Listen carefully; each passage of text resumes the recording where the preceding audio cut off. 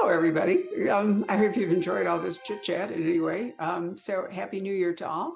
And we're starting ours at the Poison Pen by speaking once again to Carole Johnstone, who last year we talked to her about Mirrorland, her debut crime novel. And this year we're going to talk about The Black House. So when's Hogmanay? You're in Scotland, so I should know this. It was the 31st, so New Year's Eve. Okay, and so Hogmanay is a New Year's Eve celebration, is nothing to do with Christmas. No, it's not. No, I mean, traditionally in Scotland, New Year is a much bigger deal than Christmas. Oh. So in Scotland, we get the first and the second office holidays. You don't anywhere else in the UK. And you're supposed to, Hogmanay is when you kind of, you stay in your house and you have a few whiskies, and then when the bells come, you either go out to other people's houses or the first foot they come to your house. And then on New Year's Day, traditionally you have a huge big kind of party in someone's house and everybody turns up. So that's why you need the second off to recover. To recover. So was Auld Lang Syne really written for Hogmanay then? I don't actually know. I have no idea whether Robert Burns wrote it specifically for Hogmanay or not. I always assumed yes. Right. Okay. Well, I mean, Boxing Day is a British thing, but not a Scottish thing, right? The day after Christmas. Yeah, I mean, we do get that off as well, but yeah, I think it's more of an English thing traditionally, originally. But yeah, we get sort of 2 public holidays at Christmas, and then in Scotland you get 2 public holidays at New Year as well. Okay. Well, this year we happen to get them in the US because Christmas and New Year's were on a Sunday, but that's not. Yeah. Although now there's like Christmas Monday or Christmas Tuesday. Actually, we even have Easter Monday, which I think is really stretching it, but what do I know? Anyway, but you, if I remember right, in your book, while there are many things that are going on in the Outer Hebrides, it's not actually the holidays, right? No, it's not. It's probably, do you want me just to do a summary of the book? Sure, That would be absolutely great. Why don't we do that? It'll make more sense what we're going to talk about. Yeah. So the Black House it's a Gothic thriller, and it's also a kind of unusual murder mystery. It's set on a fictional island off the west coast of the Isle of Lewis in the Scottish Outer Hebrides.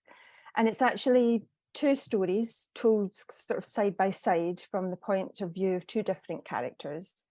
And the first main story follows a very troubled woman called Maggie Mackay, who, as a child in 1999, claimed that someone on the island murdered a young local man called Robert Reid. And then she returns to the island as an adult, and she has very strange motives for wanting to find out what actually did happen to Robert, and for needing to prove that he was in fact murdered. And her return kind of unsettles the islanders. You know, it threatens to expose a lot of secrets that some islanders would prefer remained hidden. And so very quickly, Maggie is kind of forced to consider just how much she's willing to risk to uncover the truth. And then the second story follows Robert and the last kind of 6 or so months of his life, up until his untimely and disturbing death, so that the reader finds out what actually did happen to Robert at the same time that Maggie does. And Robert has a disturbing story of his own. And so as I understand it, to in part for the reader to embrace what totally happens, you are writing about bipolar disease. Is that right? Yeah, so Maggie has bipolar 1 disorder, which is kind of characterized by having very kind of manic high periods, followed by very low depressive episodes that can last sometimes for months and months. And she's kind of suffered from this since she was a teenager. She has a very, her mum dies I think about 3 months before the beginning of the novel, but she's always had a very complicated relationship with her mother. She believes her mother also is bipolar. But her mother never believed that she was, and she also believed that she was psychic, that she could see things, that she had visions. And so they've always had this very difficult relationship. And I can't sort of go into exactly how they both No. end up, but it is a very integral part of the plot that Maggie has struggled all her life really to accept herself, but she's also really struggled to accept her mum. And her returning to the island is partly because her mother has died and she needs to find some answers, but also because she really is struggling to live with herself and to cope with her own life. And so that's really why she kind of ends up on the island. I was a bit, I wouldn't say hesitant, I was a bit nervous to write about bipolar. I mean, I don't have it. I don't personally know anybody who's had it or who suffers from it. So I had to do a lot of research on it. And again, I think a lot of the time mental health or health conditions are used as a kind of vehicle in thrillers quite often, you know, just to kind of, oh, she's an unreliable narrator, she's nuts. And that's I really wanted to avoid that. I really didn't want that to be the whole point of Maggie. So I did do an awful lot of research, and it's just kind of part of her character, part of her motivation, but it isn't everything, you know. So I wanted it to be important because I think, especially these days, the way that mental health is dealt with in society is often kind of fraught with difficulty. People are often very misunderstood. And I wanted to write about it for that reason as well, just to kind of have a character who's going through all of this other things and just so happens to also be bipolar. Well, no, I understand that. And we'll get to Gothic thriller in a moment because, you know, mental instability is almost always part of Gothic. There always has to be somebody who is struggling mentally and emotionally, or you can't get off into Gothic territory. But, you know, I was very struck by how difficult it must have been to have Maggie's mother as your parent. She's a single parent and unreliable. You know, Maggie has an unreliable narrator as a mother. And so much in her life would not make much sense. And I found it interesting that the mother is, you know, totally rejects the idea that there's anything wrong with her, so to speak, you know, and she does channel whatever bipolarity she's suffering from into ideas of being special, you know, being psychic, being whatever. And yet I find that interesting because her life is basically a shambles. So, you know, if she is special, if she's convinced herself that she's special, how does she account for the fact that, you know, her life is like a runaway train? Yeah. You know, and it's hard for, I mean, you know, it's hard to decide whether Maggie is actually bipolar herself, or is she just so traumatized by her mother, who was not actively mean or anything. I mean, this isn't a Munchausen's case or anything awful like that, that, you know, it's hard for her to have any real perception or understanding of reality because she wasn't brought up with any. And, you know, I think we leave some of this pretty open-ended for the reader to decide, you know, how it all is. I mean, you have to, in every novel, you have to suspend disbelief, and this one you may have to suspend disbelief more than you anticipated. But I think it's important to understand that, you know, Maggie herself, you know, struggles with disbelief or confusion and all from her parents. So, what do you understand the word Gothic to mean? You know, we've all been grappling with that because I said 2 or 3 years ago that the Gothic was the next big new thing. And increasingly, I am seeing what are called Gothic thrillers. And to some degree, I wonder if this has grown out of the unreliable narrator shock thriller, you know, all the way back to Gone Girl, in order to, it's kind of like the media where you have to have more shock in order to get more clicks. If you want to stand out in a fairly crowded field, you know, what does Gothic allow? What does that provide? Why are you drawn to it? Do you know, it's weird because I never really questioned the kind of books that I read growing up and when I was in my 20s and 30s as being Gothic, but a lot of them, to my mind, were. But I think Gothic, I mean, it is like exactly what you're saying. it's a marketing tool by and large, because I think Gothic is a huge, broad church. I think that yes, it covers kind of very classic Gothic stories that everybody knows, like Rebecca and The Haunting of Hill House and Jane Eyre and all those kind of stories. But it also covers modern Gothic, like something like Gone Girl or The Dry. I think, to me, the thing that I think that Gothic has a sort of, it needs a certain number of things. I think the first one is atmosphere. There's always a big atmosphere in a Gothic story. It's usually quite dark. It's usually quite beautiful. It's like a kind of vibe. It's very difficult to explain. And a lot of that is driven by the second thing, which I think is setting. I think setting is hugely important to a Gothic story, whether it's a kind of haunted house or an island in the middle of nowhere, or anything at all, really. As long as, to me, the stories that I've written could only have been written in the places that they are set. Mm-hmm. It's almost like the setting is another character. I know it's a bit cliched, but I think that that's what it is for me. When I write something, it's usually the setting that comes first. And then the third thing is usually some kind of sort of aspect of love and passion. But again, it's usually quite dark. It's usually betrayal and adultery and love triangles and all that kind of good stuff. It's always quite sort of emotional. There's a lot of passion in a Gothic story. There's an unreliable narrator, like you said. And then the fifth thing is always just that there is this big kind of mystery. There's this secret that's kind of underpinning everything, that's got to be revealed or exposed at some point, or perhaps there are numerous secrets that need to be kind of revealed along the way.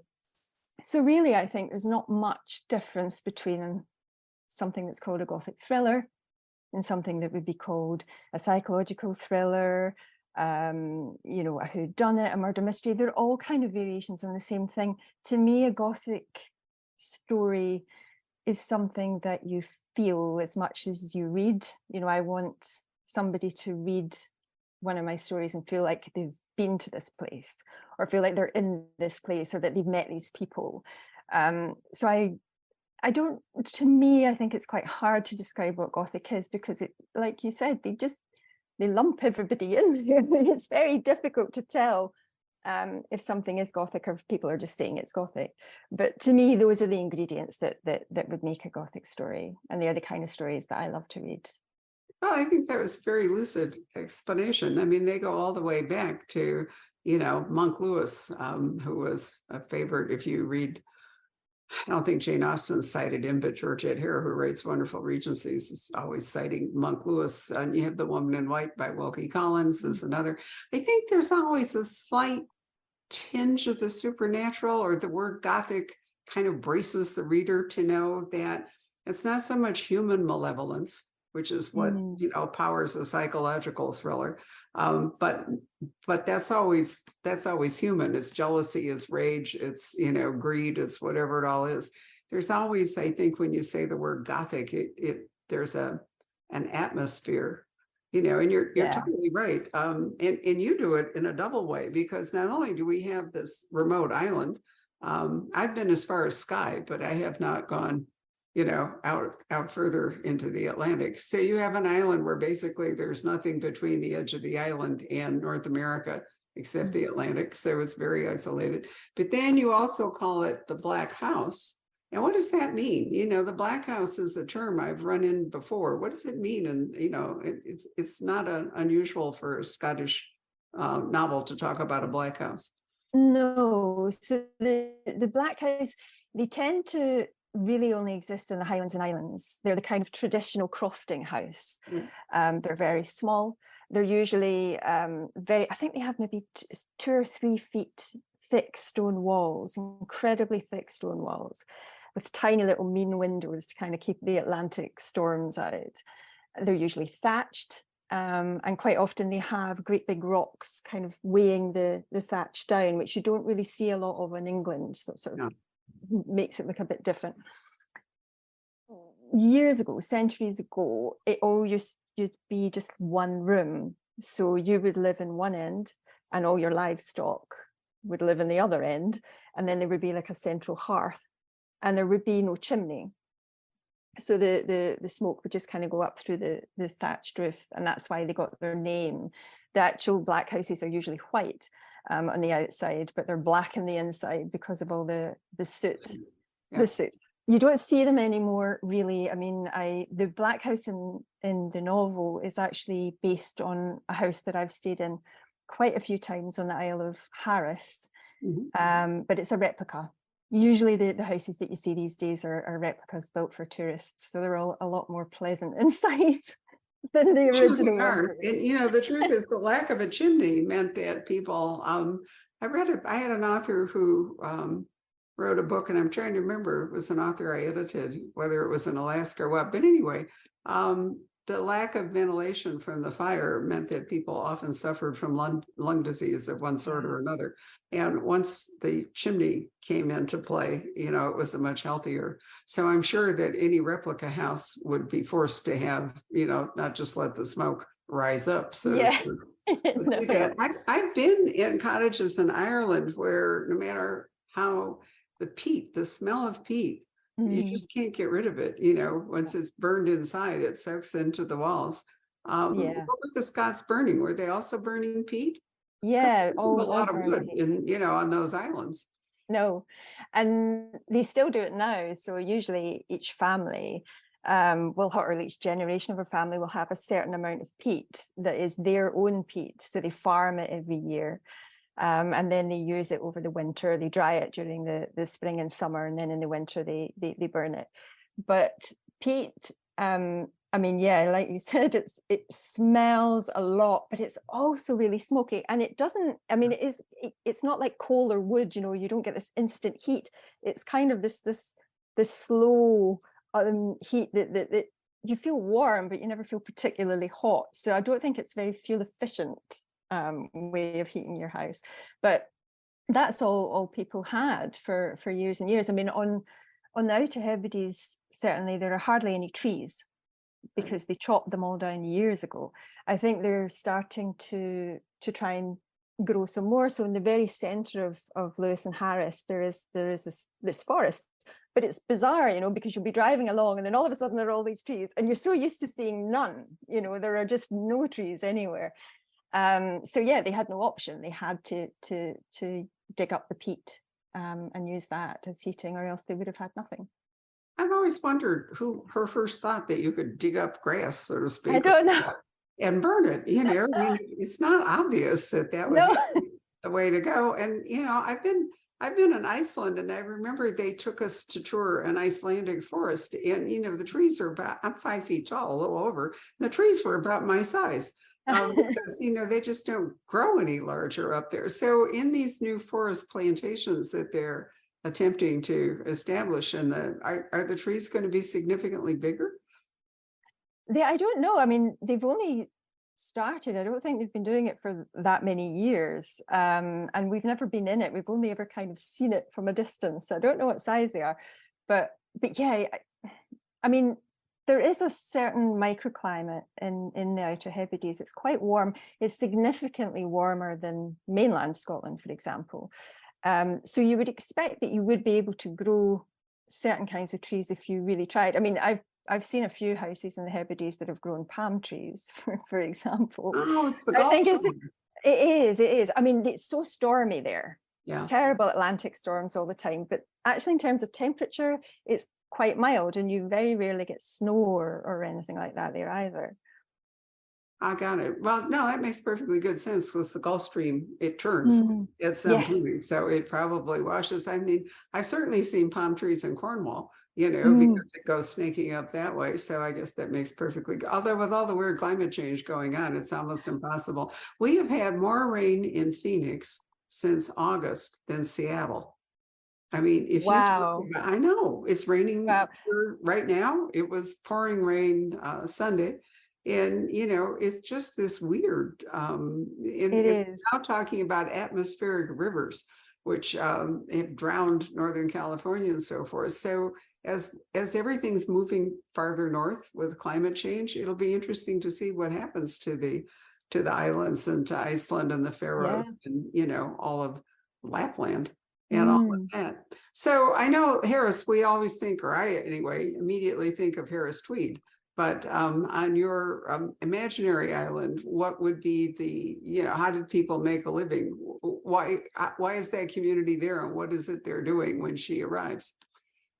Well, it's kind of one of these places. The Isle of Lewis and Harris, it's so confusing because it's one island, it's one body of land, but the bottom third, the southern third, is Harris, and the northern 2/3 is Lewis.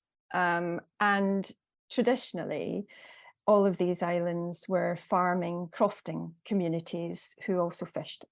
So they would always go out, fishing would be their main kind of income, but they would all have these crofts. They would always have a little bit of land that they would essentially farm for themselves. So grow crops for their animals, grow fodder for their animals and crops for themselves, but that wouldn't be their main income. Their main income would always be fishing. And then obviously there were the Highland clearances, where all the English and Southern Scottish landowners basically decided that sheep would make more money than people, because all these crofters and fishermen, they rented their land, they rented their homes, they didn't own anything. And so there was this great big clearance of people, particularly in the Highlands and Islands, and they were just told to go. They had no rights, no anything at all. There are cairns all over the Outer Hebrides to these kind of, they sort of stood up, they rose up, they had riots, but at the end of the day, they had no real rights, and they were all kind of ousted for sheep. And most of the people who lived there ended up moving to mainland Scotland and trying to get involved in the sort of industrialization of Scotland then. The majority of them went to Canada and America. They just got steamships and over to America and Canada and never came back. And so I think that's why the Hebrides in particular, because like you said, they are so isolated. I think they're something like 40, 50 miles out from the mainland. They never really recovered. And to this day, they're really underpopulated. For years, when I stayed there in 2017, and they didn't have any 3G or 4G or mobile signal or anything. They really kind of stayed almost stuck in time in a lot of ways. They've changed a lot in the last few years. But so most of the people I would say that live there now, live there, it's to do with the tourists. There's a lot of campsites, there are a lot of holiday homes, a lot of holiday lets, like there is on Skye. And in the book, the majority of the people there, they either work in, the shop or the pub, the local shop or the pub.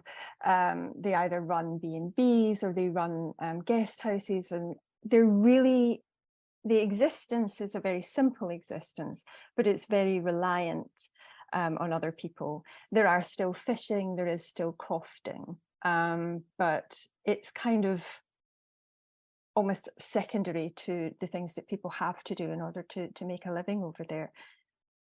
Well, fishing was on its way out anyway. Because the North Atlantic is so overfished that, yes, that wasn't going to be in Alaska here. On our Pacific Northwest, fishing was so overdone that, I don't know whether lots of those piscine populations, how's that for a great phrase, whether they're ever going to recover. But it does mean that people, and also, refrigeration and freezing made a huge difference. I've crossed the North Atlantic way up a couple of times, and you can go to museums and see what it was like in the 18th and 19th century and earlier, when people lived off fishing, and basically they had to salt everything down if they wanted to preserve it, or people had to eat it fresh.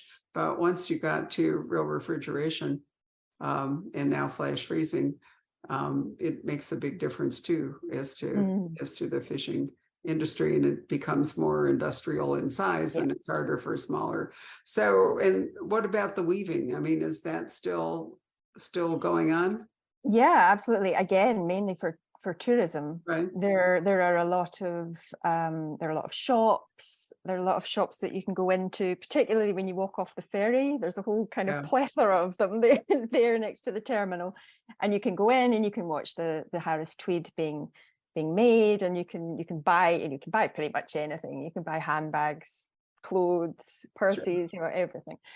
And they also recently have become quite famous for gin. So Harris has its own gin distillery, quite a big one actually, and it's really nice. They make it from seaweed. It's so lovely. So that's become quite a big thing. I thought you were going to tell me they've started a juniper berry. No. So seaweed, how absolutely. Yeah. Well, I'll have to tell my husband, who's very proud of his Harris tweed jacket, which he has had for like 60 years, and you know, apparently will never wear out. So it's really marvelous stuff. But anyway, when Maggie arrives here on this legendary island, Kilmore, she's actually staying in a B&B. The Black House that she's staying in is a rental property, and there's a young woman there who is running it, you know, for income and so forth. So, and as you say, it's really one room because she's got her bed in one part and she's got her, you know, kitchen, whatever it is. So it's basically what we would call an open room or a great room. Yeah. You know, a single space. So it'd be awkward for more than a couple or a single person, you know, to actually rent it and live in it. You wouldn't want to do it with small kids or something. It would be. No. So how is Maggie supporting herself? And, you know, she's arriving at the island, and what is it she's going to do for income while she's there? Well, because her mum has died, she has income from her mum to sort of live off. She's in a difficult position because she's left her job. She had a sort of breakdown and she's left her job.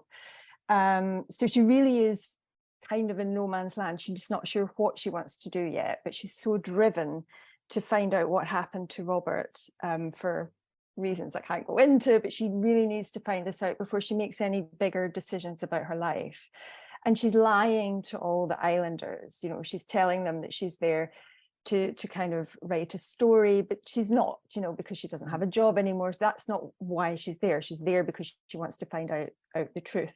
So the whole time she has this cover story that really is essentially a lie, and she's lying to everybody about everything. So she's kind of trying to juggle all of this while still trying to find out what's going on.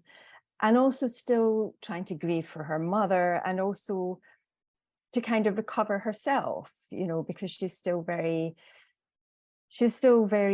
exhausted by what's happened to her. She's still very kind of poleaxed, I suppose, by the way that her life has suddenly taken this huge turn that she wasn't expecting. And she hasn't dealt with anything really her whole life. And now she's kind of chosen to try and deal with everything all at once. Right. Yeah, well, I mean, and some of the islanders sense that, you know, that it is lies, or that there's something strange going on. And then, of course, there is the stunningly handsome farmer, fortunately single, you know, there, and we won't go into all that except that he's there. And, you know, one more complication in Maggie's life. I have to say, you know, the story is really interesting, but the thing I loved about this book was your absolutely fabulous, gorgeous descriptions of the island. I thought you wrote about the landscape superbly. I mean, I've been to the Highlands and I've been to Skye, so I can kind of see it. I've been to Shetland more than once, and I've been to the Faroe Islands. Wow. I haven't actually been to Harris, and you know, but I'm assuming they're all sort of the same. Yeah, they're similar. I've never been to Shetland at all. Been to Orkney, but yeah, Skye and the Outer Hebrides are probably pretty close to each other.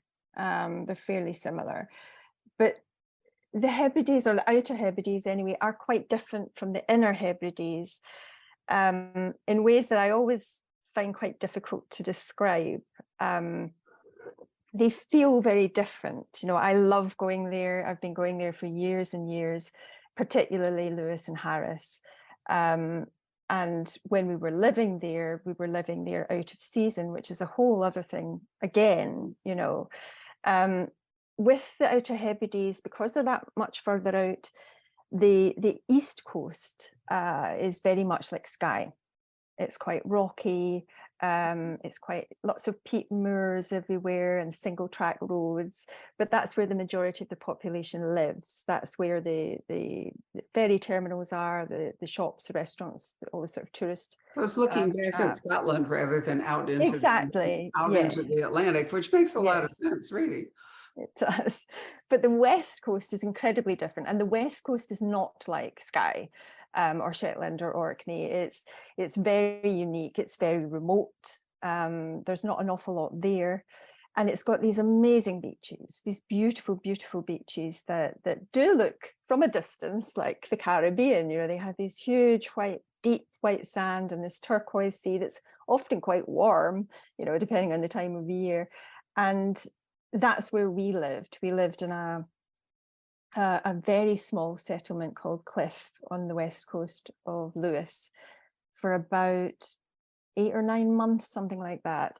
And we sort of went through a lot of the seasons then. I mean, when we got there, it was the end of the summer. There's kind of 4 houses. They were all occupied, and there's a cliff beach, and there was a campsite next to it. And Cliff Beach is famous for its surf. So there were loads and loads of surfers and camper vans and things, and it felt lovely, and it was really warm and all the rest of it. And then I think we'd been there maybe 1.5 months, and we woke up one day and realized that all the camper vans and things had gone. And then a few days after that, we realized that everybody in the houses had also gone. And Cliff is on a headland, sort of on its own, which is already on a kind of peninsula. So we were just utterly alone. It was such a strange feeling. I don't think I've ever been completely alone like that in my life. And then within a couple of weeks of that, the storms started. And they were just, I mean, I've been in storms before, you know, I grew up in Scotland, but this was something else. It was quite scary, and there were no lights anywhere except for our house. We got a lot of power cuts, so you were just plunged into complete and utter darkness. At the time, there was no mobile signal, so we really were reliant on each other, and that was it. You know, if anything went wrong, we had to kind of sort it out ourselves. And it was just such a weird environment. I mean, I loved it. There were some days when I'd had enough of it, you know, because it took the best part of a day for us to restock. We would do it once a month. We'd go to Stornoway and we'd get all our fuel and our food, and we'd go to the pub and we'd go to a restaurant, and we'd think, you know, we're back in civilization. This is great. And then we would drive all the way back to the West Coast again and kind of hunker down for another month. But when you've got nothing else to sort of distract you, except for the scenery that you're in, and whether it's stormy that day, whether you can go out that day or you can't, whether you've got power and you can work or you can't, and it was just wonderful. I mean, I've stayed in quite a lot of places, and none of them have affected me the way that Lewis and Harris did. And they do feel like a really spiritual place. I mean, there are lots of Norse legends and Celtic mythology about the Outer Hebrides, and you can really feel it when you're there. It's got a different light from anywhere else. It's a fascinating place. And when I was there, I was writing Mirrorland, and I wasn't remotely finished. And I ended up stopping for about a month just to write the plot out for the Black House, because I just needed to get it out of my head, you know. And I thought, I have to write about this place. And so I was really desperate to start the Black House as my second book. So getting your contract for these 2 books, is that the reason you went to, you know, were able to go and live there? No, at the time I'd had a bit of a kind of midlife crisis. We were living in Essex in the southeast of England, and I worked in cancer services. I worked in a hospital. I've been doing that for about 20 plus years, and a lot of things happened to us in a very short period of time, most of them quite bad. And I think that was my moment where I thought, right, I need to do something with my life other than what I'm doing. You know, I'd always written stories ever since I was a kid. Throughout my 20s and 30s, I was selling short stories, mainly in America, but also in Canada, the UK, Australia, in China as well. Strangely, they have quite a big short story market over there. But I wasn't getting anywhere close to writing a novel. I was exhausted when I came home from work, both kind of emotionally and physically. I was only writing on weekends, sometimes when I was on holiday, and I think I was just expecting it to happen to me somehow, by osmosis or something. And I wasn't actually doing anything particularly to make it happen. So we decided to take a sabbatical from our jobs, which is something that I'd never, ever done. I mean, I've worked all my life. And we decided to blow all our savings. We moved to Cyprus. We stayed on the Greek part of Cyprus for 6 months. Oh, and it's so I moved to beautiful there. Maryland. Oh, it's beautiful. I'd always had this plan, this idea of writing a novel in a Greek island. I just thought, oh, I really want to do that. And Cyprus I'd never been to before. And it was the kind of the most east we could go, because we were going in winter. And I thought, well, it would be nice and warm, which it was. And we stayed there for 6 months. We spent most of our money, and we still had another 6 months to go before we went back to our jobs. And so that's how we ended up in Scotland, because it was Sure. cheaper. That would make sense. And obviously the cost of living where you were was very low. I have a wonderful story I will tell you about Cyprus. I mean, this is a complete digression, but too bad. I was there with a group, and I had my daughter and my granddaughter with us. We were on a small cruise, and a highlight of the day leaving the ship was to go to a beautiful Greek theater. As you know, there are wonderful Greek ruins, in Turkey and Antalya, all that, but also on Cyprus. And so there had been a strange man, and we're never entirely sure whether it was his mother or who it was. But anyway, he was a very reclusive and kind of awkward kind of fellow. And when you're in a small group, on a ship, you kind of get familiar with everybody. But none of us really ever talked to him or had any clear idea, of who he was or what he did or something. So, we go by bus, a small group, and we get to this beautiful, beautiful theater, and it's facing out, into the Aegean and whatever. And it's so atmospheric and so gorgeous. And we're standing there, and this gentleman descends to the stage, and he turns around, and in perfect classical Greek, he starts declaiming. And I realized that, I'm trying to remember, it was Aeschylus. And just as he was really getting going and we were all enthralled, this terrible noise arose, and this ghastly group of Russians who were there to do some kind of a photo shoot with models, and, they burst upon the scene and just shattered it, and I mean, honestly, we were all just outraged, because it had been this briefly magical moment. You're standing there in the Greek ruins, and these, the words are rolling over you. And my husband, who actually had studied classical Greek in college, was the only person who knew, what he was saying. And then we all realized that he was some kind of, obscure scholar or something of the sort. But I've always remembered that, because, it was such a clash between, this wonderful situation, and then this ghastly Kardashian kind of a group, that brash and loud and, completely oblivious to everything around. How beautiful. Travel does take you to some interesting moments, doesn't it, in places? It does. It's so good for us, to do things differently. So now, where are you living, in Glasgow? No, when we came back, when we completely ran out of money, we decided we didn't want to go back to England on our job, so we just quit everything.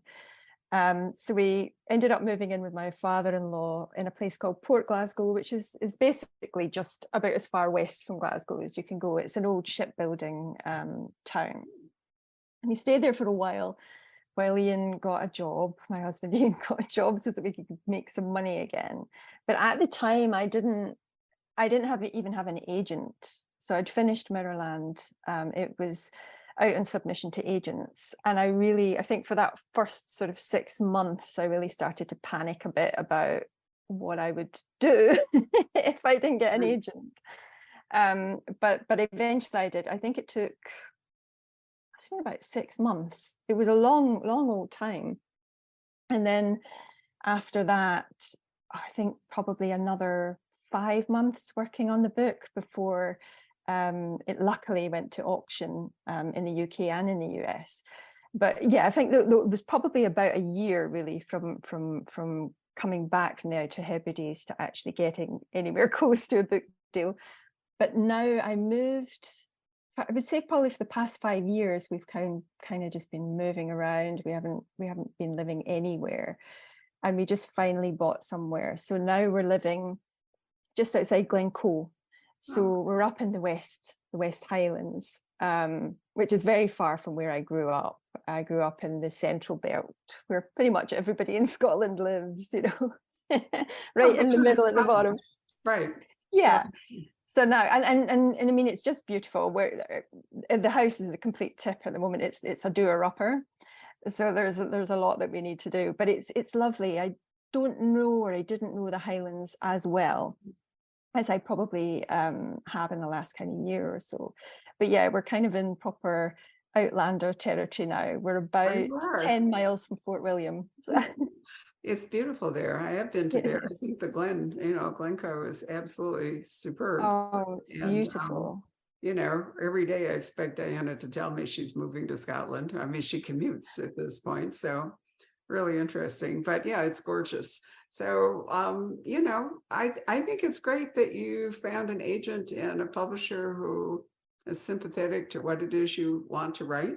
You know, because they're not by the common way, no. you know, stories. But they've worked hard to promote you, and I've been so lucky. I've been really lucky. And Scribner in particular, they've been great. You know, they've really given me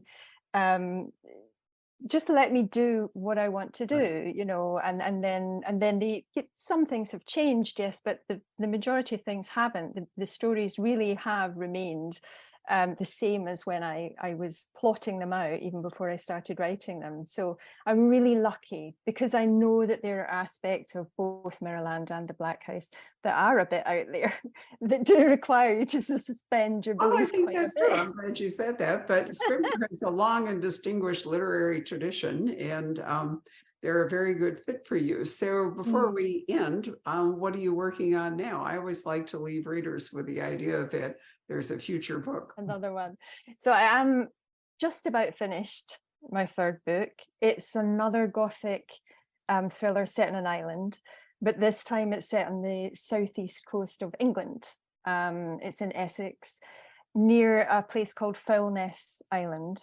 And it's an area that I know really, really well. It's close to where I lived for sort of 20 odd years. And it's a really eerie landscape. It's where the book is actually set is it's like a series of very low-lying islands surrounded by creeks and really dangerous sandbanks and mud flats, tidal surges, and active Ministry of Defence firing ranges. It's a completely opposite sort of landscape to Scotland. It's very, very different. It's kind of like you know, the Kent Marshes and Magwitch and Great Expectations. It's that kind of vibe, or The Women in Black, you know, that kind of thing. But I don't want to jinx it too much by saying too much about it, but it's a Gothic mystery. It's about drug smuggling, murder, betrayal, adultery, a very dysfunctional community, and just lots of secrets kind of lurking under the surface waiting to be exposed. I can see that this is the sort of story you like to read. I mean, I like to read and therefore like to write. You know, the South of England has such a long and fabled history of smuggling. You know, I've spent time in Rye, for example, and you know, that whole area, and certainly during the Napoleonic Wars, there was so much in the way of smuggling French goods and, the back and forth of spies and the back and forth. The Unknown Ajax is my favorite Georgette Hare book, maybe for that reason, that that sort of trade is going on. But yeah, it's wonderful, wonderful country there. Our last actual cruise before the pandemic hit, we went from Lisbon up the coast and over to Amsterdam and then down the channel and all the way around Ireland to end up in Dublin. But the thing I loved the most were the Scillies, which I had never been to. I have never been. Never been. The gardens at Trevisco are absolutely astonishing. And there's a little castle there. There's a little garrison there. And what interested me was that there were many tourists there from Cornwall, and there's just a little plane. I mean, it's a little baby plane, and it's back and forth, from Cornwall to, I think it's St. Mary is the main one. But anyway, it was just gorgeous, and I've often wondered why nobody really writes about the Scillies. There's a nice English author called Hannah Dennison who has a kind of a cozy, totally different than the sort of book she writes. That's taking place there, but otherwise I can't recall any crime fiction that so there's another island, giving it to you as a gift. There's another island for you, but you might have to go some to introduce the Gothic elements, but why not? It does. And there's a lovely author called Will Thomas who writes for Minotaur, and I'm trying to remember, but there is an island. What is the other islands just off the west coast of England? Not the Scillies. There's the Isle of Man, but that's further that's north. Too high up. It's further down south. There's an author called Alan Bradley who wrote a huge hit called The Sweetness in the Bottom of the Pie. He's Canadian, and he is now living on the Isle of Man, and I keep thinking that I will go visit him. Now I can't think of them, but anyway, they're higher up than the Scillies, but not that far. Anyway, Will wrote a real Agatha Christie kind of, because it lends itself to a more traditional or classical country house murder setting where instead of the supernatural, you just have, really bad people doing really bad things. They're doing it on the island where they're trapped, they can't escape each other, they can't escape the island. That's right. And, islands, I mean, it's amazing to me how many people in the last few years anyway have adopted the whole, and then there were none, the whole as a way of structuring a closed setting mystery. But most of them pretend that there is a Gothic element in it, but it really turns out, not to be but Gothic. It's not. It turns out to be just really bad it's nasty people. So I think it's fun that you do this sort of supernatural version of the Agatha Christie more traditional version. And how lucky we are that there are all these islands out there. I know. that we can use. So Jacob, you could come back if you can speak, and if you don't have any sound, I'll just sign us off here. In theory, if Jacob is watching, there might be a few questions, but I'm not sure. It was unfair to ask him to do the tech for this, so he may have just disappeared. Jacob, are you there? There, he's there. Can we hear you? No sound. All right. Well, in that case, I guess we're not going to be able to take any reader questions. I'm sorry about that, Carole, but I hope those of you who are watching, or probably more of you will be watching it later because this is so early in the day here in the US, will have enjoyed our conversation. There will be a podcast, and Mirrorland, which is Carole's first book, is just out in paperback. I don't actually have. Actually, it's not out yet. It's coming out towards the end of January from Scribner as a paperback. So if you missed it, you can. I think it's out now. It's out already. Is it? Okay. It is, I ordered it today, but sometimes the publication dates keep shifting in the US because of paper. So I thought I saw that it was later, but maybe it's already here. Anyway, Mirrorland is completely different than the Black House. There's no reason to read them in sequence at all. You can read the Black House and then read Mirrorland because they're not connected. And clearly from what Carole has to say about her third book, it will be another totally different, but what fun. We can go all the way around Scotland. Yes. British Isles, doing island after island. Maybe you can finally That get to sounds great. Shetland, and now that Anne Cleves has stopped writing, Yeah, Shetland well, history. I'm actually going there in June to something called Shetland Noir, which is a book festival. So Is it? I'm going to be a guest at that. Yeah. Oh, how wonderful, because I know Yeah. there's Iceland Noir and there's Bloody Yes. Scotland, but Shetland Noir? Yeah, yeah. And Anne Cleves is actually the sort of person who's running the show. Well, how wonderful. I love it that all these small noir conventions are cropping up. Do you know who else is going? I think, I'm not 100% sure, but I think Val McDermott is going to be there, and Ellie Griffiths, and there was somebody else, but I've forgotten who. But I think they've just started announcing them, this special guest. What is the date? I think it's the 15th to the 18th of June, something like that. Oh, it's in June. Oh, yes. Okay. Well, Ellie's one of my favorite people, and I certainly Ellie's lovely. Cleves very well. So, wow, maybe I can figure out some way to actually attend. I would love to do that. Oh, it'd be lovely. So yeah, I'll look into it. Iceland has Noir. It meets in Reykjavik on I think it's the third weekend in November. And Bloody Scotland is in September. So there is a kind of general fiesta kind of a thing going on for all those times. Right. Well, anyway, Carole, it's lovely to see you again. So thank you very much for spending time with us. And this is publication day in the United States for the Black House. So I only have tea because it's so damn early, but I have water. Right. A toast to your book. And I hope one day you'll be able to come to Scottsdale. I recommend you try winter because the summer will wipe you out. It's so hot here. Maybe next time in January, maybe you can figure out a way to have a little. I would love to do that. I really genuinely would love to do that. Yeah. It would be wonderful. We'll talk to it really would. We can work out. All right. Well, thank you so much. And felicitations on publishing The Black House. Bye. Thank you, Barbara. Thank you. My pleasure. Bye. Hello. We hope you're enjoying our programs and podcasts with authors. We'd like to expand them, and your help would be appreciated.